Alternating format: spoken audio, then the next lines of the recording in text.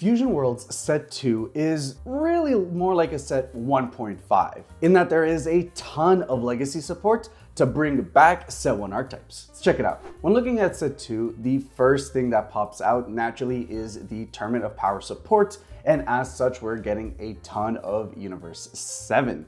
Specifically, there's a handful of cards that go right into Top Coup specifically, but that also help out U7 leaders in general, just by being good, powerful cards that synergize well with the trait. While there are a few that stand out, one that is not is actually TN, and I'm actually not a big believer in TN. At the end of the day, I think the idea that you play TN in U7 Coup to have like 4 bodies for 3 energy is really neat in theory, but that's effectively a 4-card combo. And you already get there by having 3 TNs in your hand anyways. So what you're really doing is just getting 1 additional body. And don't get me wrong, I think being able to cheat on energy any way that you can is great. But I think specifically when it comes to the way the TN plays out, the way that the deck plays out, the way that strategies are going to play out, I don't necessarily love having a 4-card combo to make this really worth it. I think it's cute, but I don't necessarily think it's there unless we get more pump effects that allow you to go wider. I think there's like some blocker TNs that exist at 1 either, but I don't think you're trying to do that, especially since for 3 energy, you could just play 3 TNs anyways. Especially when you add on to the fact that I think the 1-drop of choice for U7 will actually pivot away from TN when we're looking at U7 strategies in general. Here we've got Frieza, what I would think is the new premier 1-drop in red. You do lose out on 5k combo, but you now have a 1-drop of 15k power that has a permanent on your turn. If your leader is awakened, he gains a 5k power, effectively turning him into a 20k 1-drop, which means in U7, they become 25ks. Now at that point, I think you really step up on the aggression available for the deck, because now you're in a position where you're not only doing really nasty go wide things to decks that are 20ks, but 25ks leaders now are at a point where they could be threatened by go wide strategies, assuming that every single one of your battle cards are able to push for big damage. And in that similar token, we've got Android 18, which is a 20k that turns into a 25k, which in U7 Coup becomes a 30k. Now, I will say that the beauty of Android 18s in previous builds were that they could dig for Krillins, and so you keep your gas going. But if you're just looking for raw numbers, that's really good. But like we can see with a lot of these combo powers, I think a lot of what red is doing is shifting away a lot of 10Ks. So it's going to be a tough balance between trying to figure out what you would like your strategy to be in terms of having a lot of combo power versus just committing to the board and going. Though Android 17 serves as a great middle ground for that. Not only is it 25k, but he's a 30k in U7 specifically, but of course it works in all of the strategies, and it turns your leader into a 25k on the awakened side. If you're not awakened, it turns your Beerus into a 25k critter, which doesn't really matter because oftentimes people don't defend the crits, but it helps alongside there. So in general, I think there's just a lot of great potential in being able to be aggressive while having the defensive, because Android 17 will naturally pipe your leader, and then he himself becomes a great attacker. And then to round out, we've just got a strong critical body. Nothing amazing, but I just kind of figured that it's worth mentioning that now if you're playing a U7 strategy, you have a 30k critical for 3. Good numbers there. And then of course you got Son Gohan, which is a self-awakener with the right trait and a good stat line that you would want to run anyways. I know some decks were already teching in Android 17 self-awakeners. Now you just sub out for Gohan and you're probably in a much happier place. Straying away from U7 and looking over to U6. Now, it's kind of tough to talk about U6 because it was never really specifically an archetype, right? It just has a bunch of cards that work together, and you have things like the 1-drop Searcher that's making you look for cards that are in U6, but you never have a leader. So U6 kind of lives in this limbo space strategy-wise, because you have a bunch of cards that want to synergize together, but Bandai didn't commit to making a full U6 archetype. Nevertheless, with the onboard of new Tournament of Power support, naturally we also get additional U6s, and a lot of them are really solid. So if you wanted to play a Universe 6 strategy, you have even more there. Caulifla is a fantastic self-awakener in trait. Kale actually has some combos, which is really nice, but it's just a good body there. And then for the rest of it, I mean, not much to say. Kaba is just a blocker. I don't know that you play him, but he exists. We've got a vanilla Caulifla now, which might work for future Kale, Caulifla, and Kefla synergies. Then we've got the Kefla that draws a card, which synergizes really well with, naturally, the 4-drop Kefla, which is honestly probably one of the best cards to have come out of Blazing Aura. So you're going to play her in every single red deck, and any U6 strategy welcomes having her as well. And in that regard, the cute combo you can kind of bring together is with the set 1 Caulifla. Now you have a new target to be able to play out. So for 5, you play out the Caulifla, which is a 25, and then you play out the Kale, which is the 35, which is a good amount of pressure. Now, the fact that we can do that for pretty much cheaper with the Kefla kind of makes this redundant, but if you wanted copies 5 through 8 of bad Kefla, that is something that you most definitely can do. If you guys want a deeper dive into the legacy support and what deck lists would look like for your favorite decks going into set 2,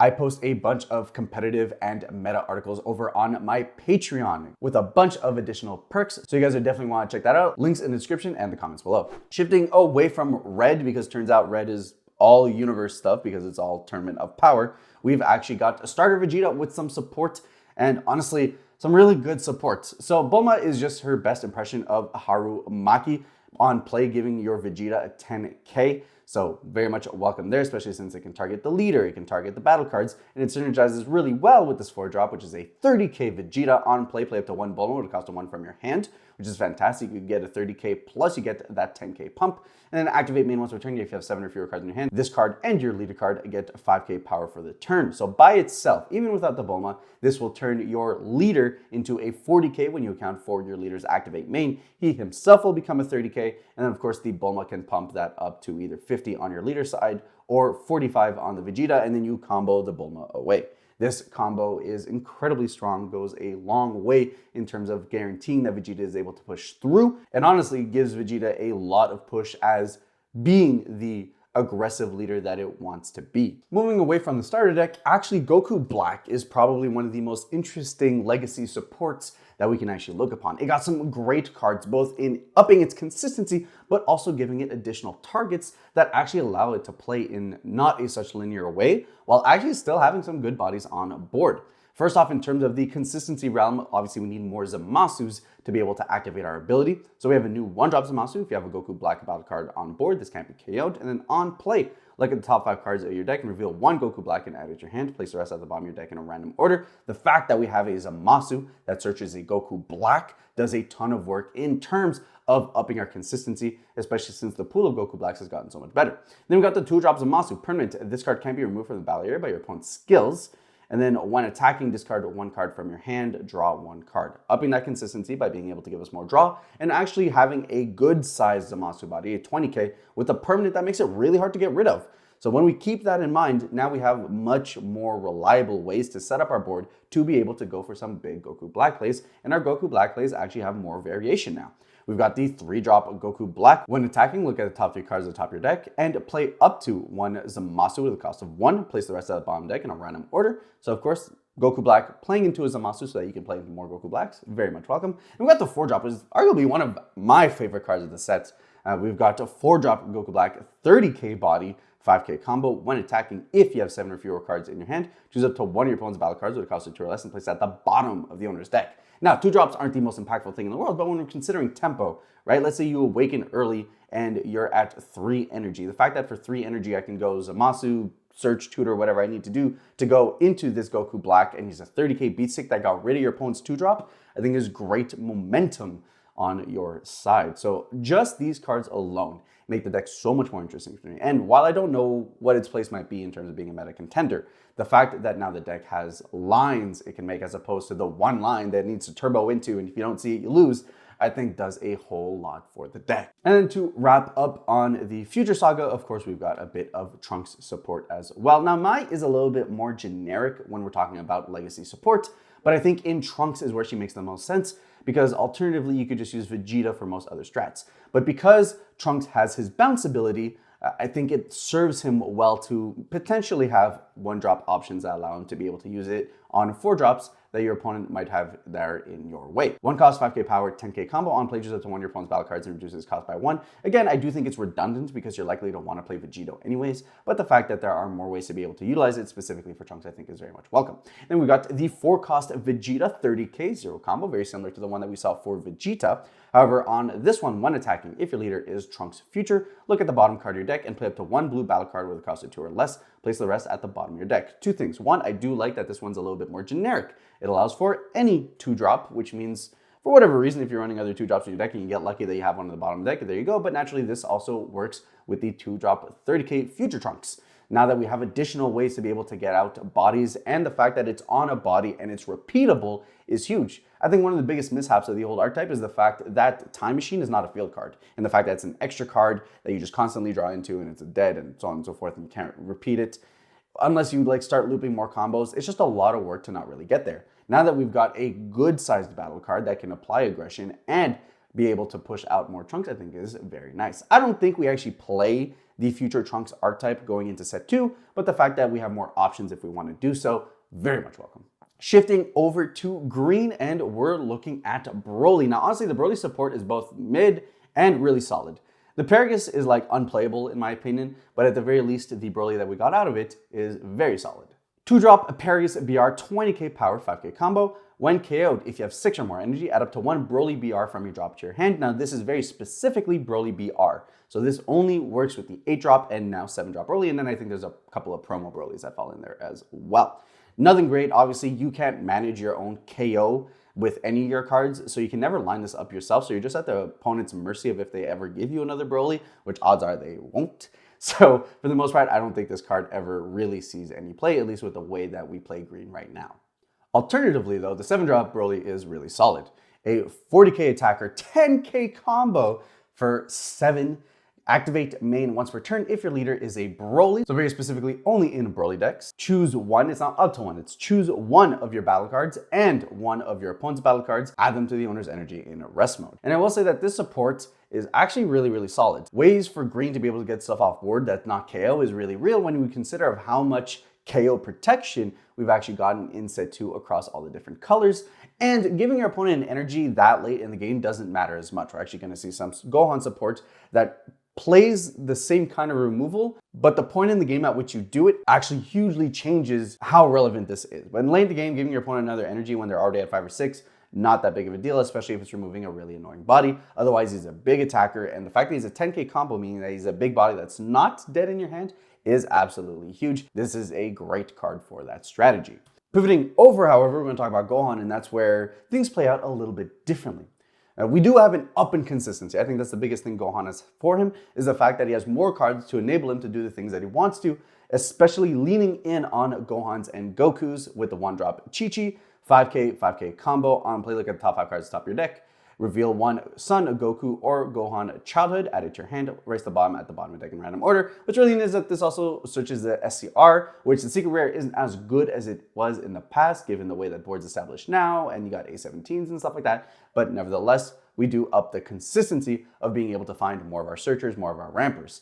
Then we've got Son Gohan childhood, 2-drop 20k 0 combo, which is just big yikes. On play, place 1 card of your energy in your drop, add the top card of your deck to your energy. Sure, it sets up your drop, but I don't think Gohan was ever looking for that. So then it's like a 2-cost ramp in situations where you have 5-drop Goku. I think that's neat, especially for 2. Unfortunately, I think it's not really necessary, especially since by the time you're dropping 5-drop Goku, you're at about 8 energy, which is kind of when you stop caring about ramp anyways. So it exists, it's cute, it might provide more options when we get more things that care about having energy destroyed, but as is, nothing amazing. Goku, however, is kind of the contrast to Broly. It is a 3-cost 15k power 5k combo. Activate main once per turn if your leader is a Son Gohan childhood. Choose up to 1 of your opponent's battle cards with a cost of 5 or less and add it to its owner's energy in rest mode. Then add this card to your energy in rest mode. I do like that Gohan now has a way to be able to ramp on 3 that's not just destructive strength.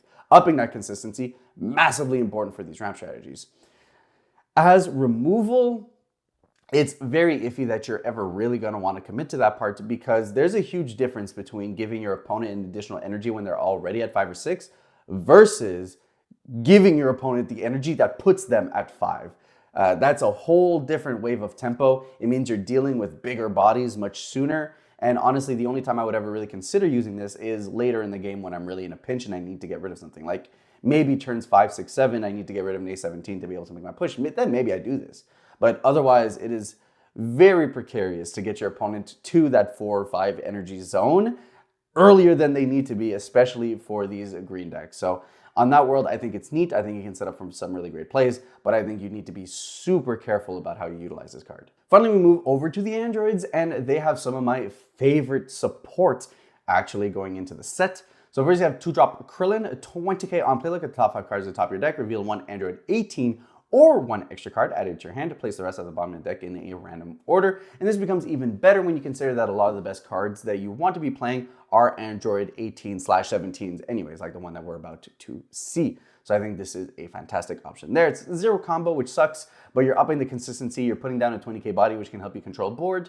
It has a few very neat things going on there. Then we got Android 20, 3 cost, 20k, 5k combo, activate main. Discard 1 card from your hand and KO this card. Choose up to 1 of your Android 17 cards and switch it to active mode. And what's really cool about this is that not only are we able to restand things like the double strikers, but you can even restand the leader. And then you have another 30k swing that also draws you cards.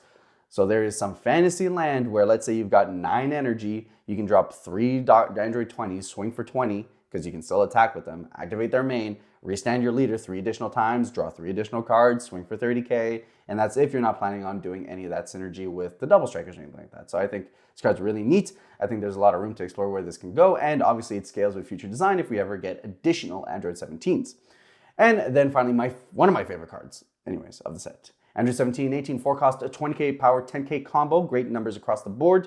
On play, place 2 cards from your energy in your drop. If your leader is Android 17, add up to 3 cards with Android in their special traits from your drop to your energy. So effectively, you are ramping 1 and only costing 1 to ramp. You just need to get to 4 before that happens. And I love this card. I think it's exactly the type of card that the strategy needed. It allows you to play more mid-rangey because you're establishing your board while also being able to ramp, and honestly is a fantastic payoff. I don't know that this gets green there because green has a survivability issue going into set 2, but in terms of providing you additional ways to ramp and additional ways to establish body and being able to play the mid game, this card is fantastic, and I'm a huge fan of what it provides for the Android strategy moving forward.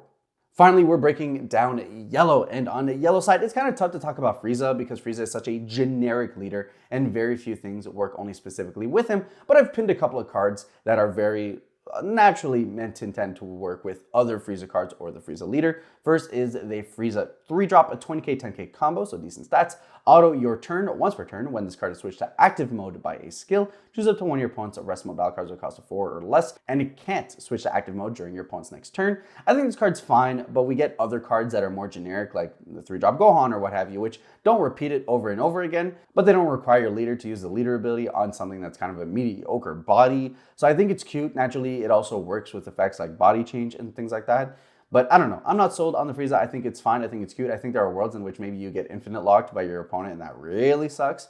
But I don't think it's that big of a deal in terms of what the deck is trying to do, especially with all the new tools that Yellow got outside of that. Now, alternatively, King Cold is here, and King Cold obviously works really well with Mecha Frieza, which is a card that sees on and off play with the Frieza leader. 25k for 4, 10k combo, kind of falls in very well in that stat line that King Cold is aiming to be. And then he's a blocker that when blocks, you get to switch it to active mode, effectively turning him into a dual blocker. I think it's nice that Mecha Frieza has additional options, especially since now we're at a point where we have 3 different King Colds that are like all 10k combos, all like 25k stat lines, and the fact that they do things is really sick. And honestly, Mecha Frieza is like on the tip of being playable, if not already playable going into set 2. So the fact that we have these additional options, and that like, sure, you never want to play a blocker, but the fact that you have pushing power that potentially could become a blocker because you can stand it back up at the end of the turn, I think adds a lot more potential for these types of cards to see real play. Pivoting over to his brother, and we've got Cooler, and the only real support Cooler got was actually this 1-drop. So it's a 5k combo blocker, then activate main for 3, return this card to its owner's hand, play up to 1 Cooler with a cost of 4 from your hands, and of course the Cooler you're aiming to play is the 4-drop SR from set 1. I am not a fan of this card. I think the idea of energy cheating Cooler is huge. Obviously, if you can get it off, very, very important. The problem is that you need this to survive a turn before you can do that, unless you already had the energy to do 1 plus 3, which at that point you can just play him for 4.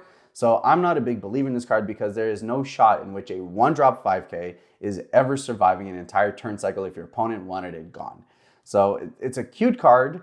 I don't think it's the kind of support that ever sees any real play though, because you just can never rely on this body to ever stick. And then to close out on legacy support, we've got Ginyu, which is like so incredibly close to what we wanted, but not there yet. 2 cost, 15k power, 10k combo, so decent stat lines. Activate main, switch this card to rest mode. Choose up to 2 of your battle cards with Ginyu Force in their special traits, and they get 5k power for the turn. And obviously this synergizes really well with the Ginyu leader that can restand all your Ginyu, so you can do it again to be able to pump up those guys for an additional 5k or bump up other bodies for 5k.